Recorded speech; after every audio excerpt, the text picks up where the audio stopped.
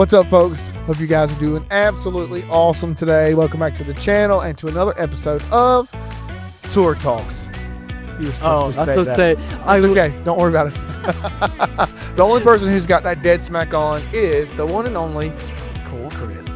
I feel like there's a little bit of like unfair advantage because he's seen it every time to rehearse it, you know? He has, but that's okay. No worries. Say haters is gonna hate. But folks, hope you guys are doing great today. I'm here with somebody extremely, extremely special. This is the one, the only, Micah Dade. Hi, yeah. Can I say Dade? You can say Dade. I'll allow it. But it's actually Dade. It is actually Dade, but right? I'll allow Dade for this one time. So far you guys have met people from the cast. This is the crew. Right? We're going to bring some folks from the crew. And Micah, can you please tell us what is your official title for the Handyman Hal Tour? So I am the production manager as well as the lighting director and the Q-Lab operator. So anything that happens from like all the lighting cues to making sure the stage is set. I work with Nate, our stage manager, who I'm sure y'all will get to meet. And just kind of make sure that everything from a day-to-day, like from stagehands being like, having the right amount for show call and having the right amount for load out and load in.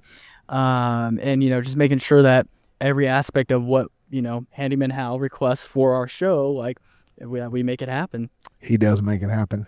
And that's the reason why we're doing the podcast from the stage. We are here in Greensboro, North Carolina. What is the name of this theater? It is. Help me out. What is it? Carolina. Yeah. The Carolina Theater in Greensboro, North Carolina. We've been so many places this hard. They blend together. This is like our first. This is our first. This is the show that's like right after like our home break because we just got back from Myrtle Beach, and so we've been at home for a few days. Well, I've been at home for a few days, and it feels kind of weird. Maybe we don't need to do this in our next tour. Maybe the home needs to be last. So, talking about home in Myrtle Beach, what do you think about Myrtle Beach, South Carolina? Oh, okay. So I will say we got a very unique perspective a couple days ago. Awesome Alex, her husband Chris, took us out on his boat, and that was being able to go to different restaurants and like he had to get gas somewhere, so like we got off and like we just hung out, watched him get gas, like the whole boating experience like was so different but so much fun, seeing like dolphins and like seeing a bald eagle and like I touched a shrimp, which was a real live shrimp. It was a real live shrimp, and that was an experience that I don't think I'll ever forget. I wasn't too fond of it. Alex tried to get me to hold a crab, and I no, that was a no from me. Micah is sheltered. Micah's from the great state of Texas. Yeah. But Micah has been surrounding his life within the production career. He's been doing lights for a really, really long time, so he doesn't get to enjoy stuff like boating and shrimp and seafood. And he's a very, very simple guy. He loves cheeseburgers. And steaks and chicken, like chicken tenders. Like that's the only thing that he's eaten on this whole entire. But no, wait, you did get a little barbecue last night. I did get barbecue. Okay. And I got green beans, which was a big shock to everybody. Beans, so I was proud. He doesn't really like his vegetables. I do not like my vegetables at all. Anything green does not go well with me, to say the least. But so you had a wonderful time in Myrtle Beach, which was great. It was awesome. Yeah. So out of all of these touring places that we've been on the Handyman Hal Tour, because you've been touring a long time in your life, out of all the places that we've been to so far, what's been your best location? I'm biased. So our show at the Trill Theater last week, I had a massive lighting rig. It was literally like, I don't even know how to describe how overkill that show was. But like every light in that room got turned on at one point or another. Even my follow spots were doing ballyhoos just because I could. Like, I don't know. I'm biased. Like it was great. The town was weird. I'm not gonna say the town wasn't weird, but it was a facade. I mean, it was fake. It was a fake town. It was the Trillith facade town. But like from a venue standpoint, it was awesome. I had a massive video wall. We had a good time. So it was a good time. I think that was my favorite, like from a show standpoint. Okay. Outside of that, well, you see, production crew doesn't get a lot of time outside of the venue. other than free days, Right. right? So out of all the locations, where would be your favorite place that we've gone to outside of theater preference? Probably San Antonio. I love San Antonio and Okay. like the River Walk. We got to go explore that. That's right. Like we had a good time out there, and so it was probably we got about 5 hours, which was kind of surreal for us. So and we kind of snuck into ZZ Top a little bit and just saw a little bit of the Don't tell nobody. just tiny little bit of the show from backstage. And so I think that's been my favorite non-show related Okay. spot. San Antonio is pretty cool. Okay, so you've been doing lighting for us, and it's been fantastic. Yes, the Trilla Theater was on point when it comes to lighting, and the only thing I didn't like about that was the stage. It was to me it was almost like a death trap for a theatrical performance. There was a lot of holes and a lot of places to fall good, 4 or 5 feet. But great theater. So you are really, really talented when it comes to lights, and you are the youngest person on our crew. You are 22 years old, but you've been doing this for a very, very, very long time. So tell us a little bit about your history with lighting. Like, what are some of the things that you've done in your history of touring, stage production, lighting, all the things. all the things? So I started in kindergarten at a mega church. So my dad was the technical director and the musical director, and so he was filling in for the lighting guy one Saturday afternoon. And he's like, "Hey, you want to come up?" And from there, just fell in love. And so I would go with him like every weekend after that. Started learning how to program with the lights and making just whatever I want happen. And so from there, they hired me at 14. 14 years old. That's when I 14 got my years first old. job. But, Yeah, it's you know. like it's one of those things that it was a huge accomplishment at that time. And then from there, when I graduated high school, I started freelancing. I worked with a performing arts center back in Lubbock, and that's where I started working with tours and learning how union houses and what the rules are, and working with other people dark stages, things like of that nature, and getting a coffee break and being forced to walk away and no, once your time is done, it's done. And so from there, I met a buddy of mine, Jackson Gray, which he's a big mentor of mine, and he got me involved, and he gave me a shot to tour the same production company that actually hired us for Handyman Hal. Shout out Right Angle. Shout out Right Angle. And so he gave me a shot. He's like, "Hey, this is your one shot. Whether or not you make it or not, it's up to you." And so from there, I started working with different bands. I moved to Chicago for a little bit, and worked with a company out there called Upstaging. And so that's where I did a little bit with Coldplay for a couple months. Which he has a really cool jacket that I want. He does try to steal my jacket. I've had to hide it today, actually, from him. And then from there, I did a couple one-offs with Bruno Mars, and then we did one of my more reoccurring contracts was with Paul McCartney, and so I'm the lead lighting climber for that tour. So I climb 75 to 100 feet in the air by hand, roping lights up, and just making sure everything from if there's ever any issues, fixing stuff like that. So just kind of a whole range of random shows from Wheel of Fortune Live. I was the video guy for So what was your, out of all the things you've done, what has been your favorite? Ooh, I think from a show standpoint, I really loved the Coldplay tour because it was a lot of fun. From a personnel standpoint, I gotta say this one. We've had a lot of fun on this tour. I was about to say, I do love some Coldplay, but excuse me, sir. It's a shame that they can't see all the behind the scenes of what our hangouts are, because I've never had a cast and crew relation like this one. There's something special about how well everybody blends together. Yep, absolutely. So it's a special one for sure. That's fantastic. Now, out of all of the lights in the world, what? I feel like I know he knows exactly where this is going. What is your favorite light? 100% lasers. Y'all, look, let me tell y'all. If every venue we've been in, it's man, you know what this make this better? Lasers. Lasers. Can we get that in the budget next year? Can we get that in the budget next tour? I don't know how to describe it. We were even on the boat. And it's oh, you know what would make this boat better? Lasers. Oh my good Lord.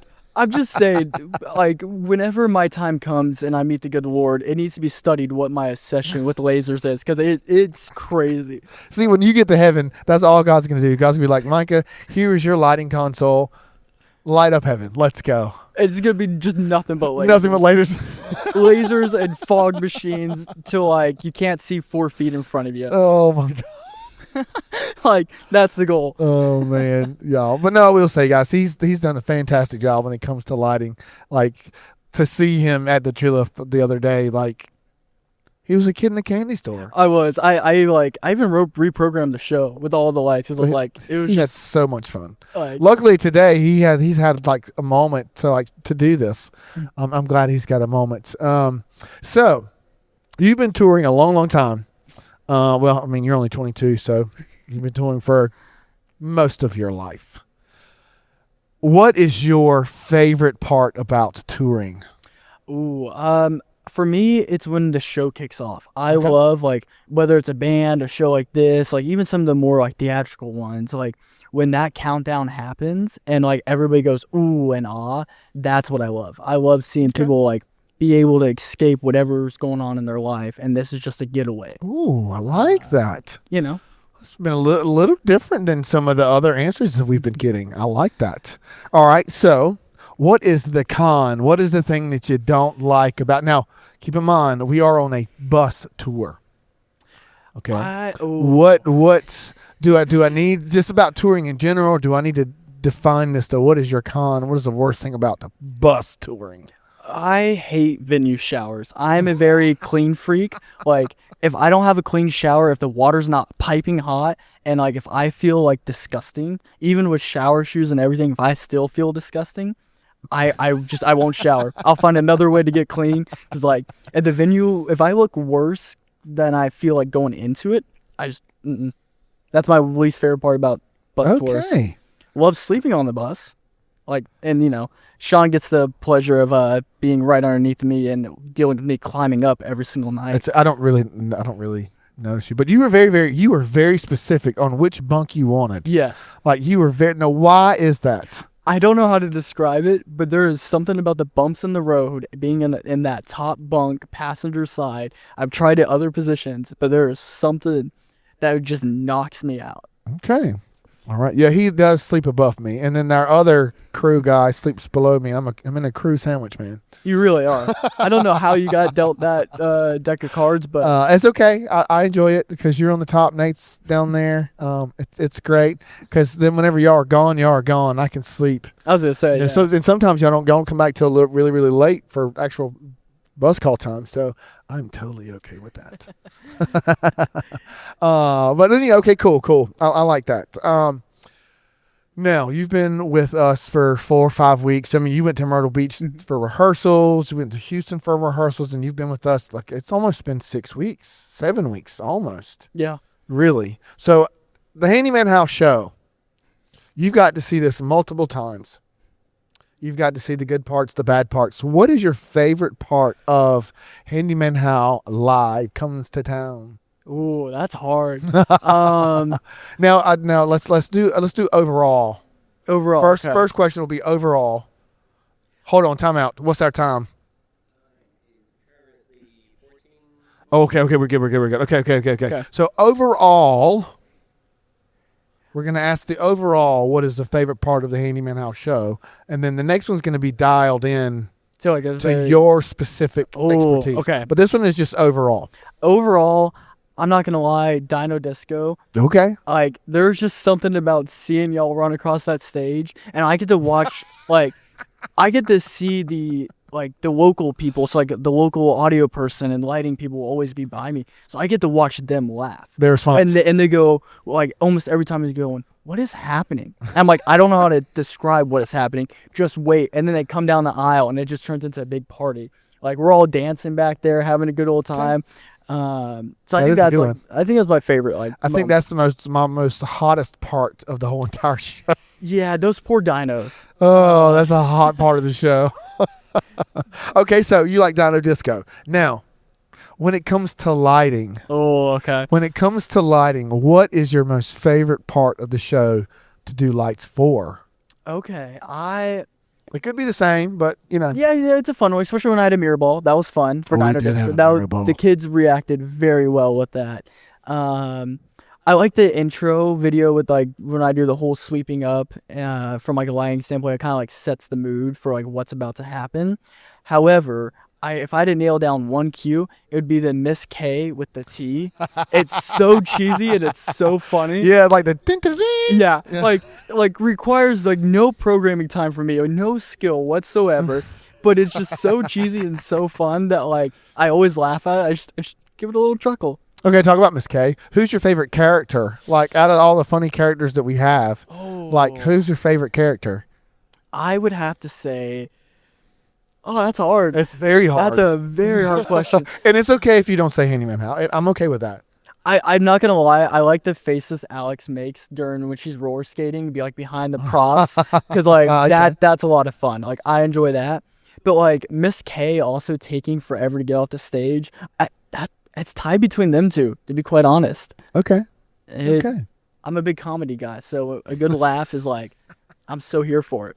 I love it. All right, so out of everything that we've done on this whole entire tour, or you know what? Let's scratch that. Let's not use that question. So if there's anybody out there, I like this question. Okay.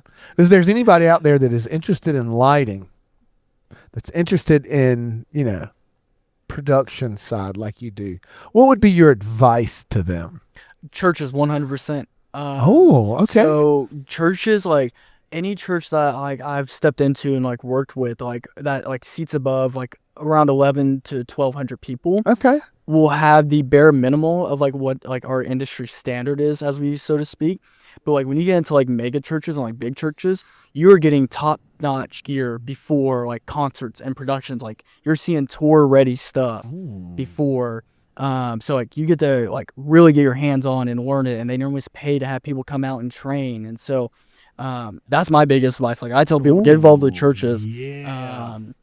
And then from there, like, join your local union, and you get to start learning how to build tours that come in and out as a stagehand. And then from there, you just network and meet people, and finally somebody gives you a shot. And, that's just kind of how it works. Or you can go the shop route. You can apply for a production company, and, a lot of people do that and climb their way up. So that's fantastic. And while you're at church learning lights, you can learn about Christ while you're at it. There you go. Cha-ching. Let's go. Love that. All right, director, what's our time? It's about time. Well, Micah, thank you so much for all you do. I'm very, very appreciative of you. We talked about this like yesterday. Yeah, yesterday, like what would happen. It might have been this morning. I think it was yesterday. Okay. Yep. That what would happen if we didn't have you on second leg of tour? We'd be very, very distraught, because you're really awesome. You're really talented. And so I thank you. I know the cast thanks you. The Handyman Hal Crew thanks you for all that you've done and all that you're going to do in the past few shows that we do have. I was going to say, thank y'all for trusting a 22-year-old kid, because when I showed up in Myrtle Beach, I was like, all right, I know nothing about this show. We're about to make this thing happen. So, I love it. Good time. You've been awesome. But anyhow, folks, thank you guys for watching. Go follow him. What's your Instagram? Literally just Micah Dade. Micah_Dade. Go You'll follow see a bunch of lights. You can't miss it. That's all it is. It's nothing but lights. Literally, that's all it is. But anyhow, I hope you guys have a great day, and always remember that you are awesome. Awesome. He's got that part. I got that part. Bye, guys.